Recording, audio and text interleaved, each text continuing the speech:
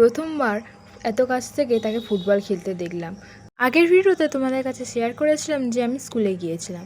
স্কুলে গিয়ে দেখেছিলাম যে ফুটবল খেলা চলছে। ফুটবল খেলার ওখানে গিয়ে দেখি না বেস্ট ফ্রেন্ড আর ফ্রেন্ডরা ফুটবল খেলছে। কিছুক্ষণ দাঁড়িয়ে দাঁড়িয়ে খেলা দেখছিলাম। খেলা দেখা হয়ে যাওয়ার পর সে আমার সাথে দেখা করতে এসেছিলো। তো ওর সাথে দেখা করার পর ওকে টাটা করে দিয়েছিলাম। তারপর ও খেলছিল। তারপর দাঁড়িয়ে দাঁড়িয়ে খেলা দেখছিলাম। খেলা দেখতে খুব ভালো লাগছিল। তারপরে ফুটবলটা এদিকে চলে আসতে আমি ফুটবলটাকে মেরে পাঠিয়েছিলাম মাঠের দিকে।